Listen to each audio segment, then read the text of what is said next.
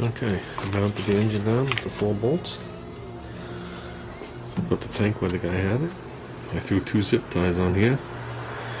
As you know, I rounded these over. I think that's what I'm going to do. I'm going to use better ones. But maybe I'll put 4 zip ties around. When it's done, this tank ain't going nowhere with those zip ties. I laid his hose back on that he had on here, which is hard as a rock. I don't want to break the nipple off the tank.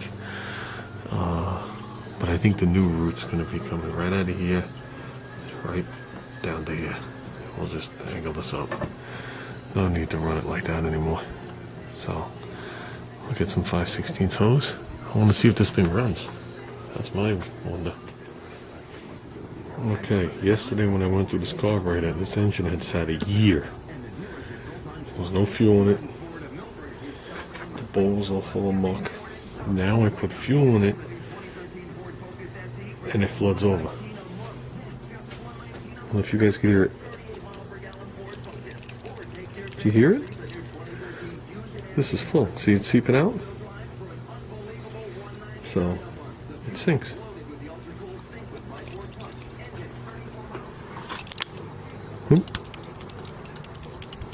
So, I'm going to grab the one out of the 10 horse Carb. I don't remember it having that problem. And we're going to toss that in there, see what happens. The only difference between these carburetors, between that 4 horse and this 10 horse, is the size of the throttle bore and some of the passages. The overall outside is pretty much the same, as far as I know. There's a little different choke linkage because it's used a little differently. But I guarantee you this is the same. And I know the bore is much bigger on this thing. This bore is massive. So, let's do this and test it again. I don't think you guys could see it, but there is a tiny little pinhole above my thumb. That was clogged. Okay, I cleaned that. The thing ran absolutely mint. I let it sit for a while. And I went to move it, and I saw the fuel shooting out of the hole. So I went back inside and looked. This is the original float.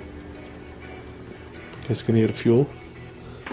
This one has fuel in it too. So we fixed the carburetor, but it needs a float. This one, I know it's not focusing in on it. Right next to my fingernail, just around the curve. That's all it is. There's a hairline crack. And the only reason I found this, I just put a little pressure by squeezing it, and it just comes out of it. That one's possibly fixable. This float's weird. This float looks collapsed. But that one's fixable, but you gotta get the liquid out. So, not exactly excited about putting heat or any kind of flame to this to train it. Because that's what they do. They gotta put a hole in it to sweat it. Once the heat makes it expand, and then they just seal it up real quick. But like I said, I'm not excited about putting heat there, knowing that this thing has definitely enough gas to make this thing explode. I don't think there's enough gas. I don't think there's this much gas in your cylinder when it explodes in your car. So I would just put a little solder right around that edge. Oh boy. I guess I could drill another tiny little hole. Drain her out. But you better have the fumes out of there. Better have the fumes out. Put a little hole in it. So do is give it a hair bit of pressure to pressurize it, and the fuel's coming out. I did it up higher by the pivot rather than add extra weight down at the bottom. Definitely decent amount of fuel. Okay, so I deemed this one unfixable, unless it was from a super rare carburetor. The other one, cleaned it really good. I soldered up the crack, soldered up a hole that I drilled in it to drain all the liquid out, which I let it sit for a couple hours, but I was able to tip it and just You just squeeze it ever lightly. And pat it soaking you in the water. Hey, no, sorry. Got it sitting in the water. See, to me, it isn't the amount of weight you put on it, which does have an effect. The difference between putting weight on top of it and solder and putting liquid in it is, when you put the liquid in it, you disperse the air, so you have no float. When you put weight on the top, you still have the air.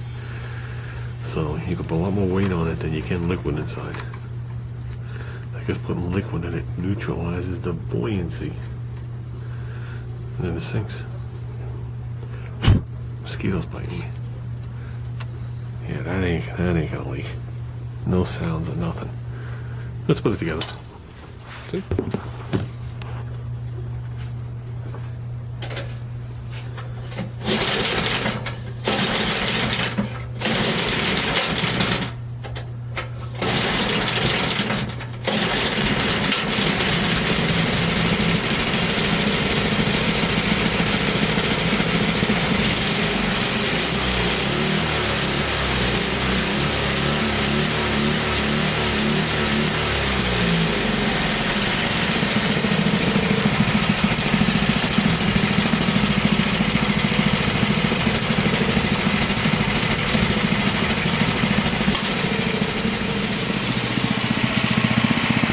Choke fully off.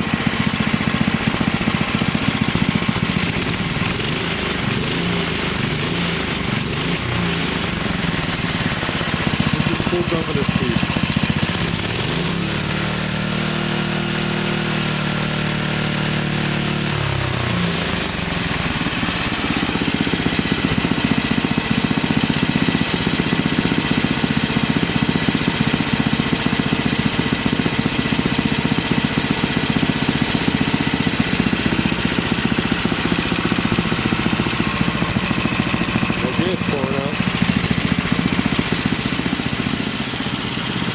Yeah, I was just tweaking the governor. I tweaked it. It went to 5,400.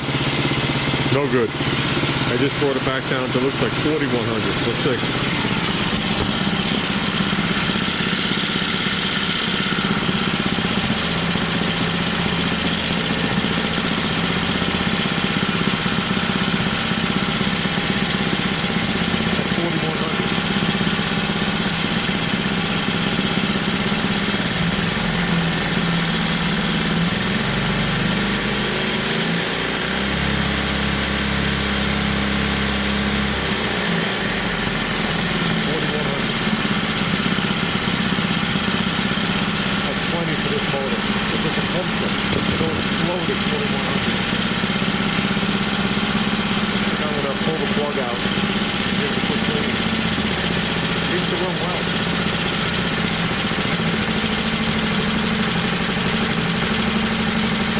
Seems to run like it's out of balance at the extreme.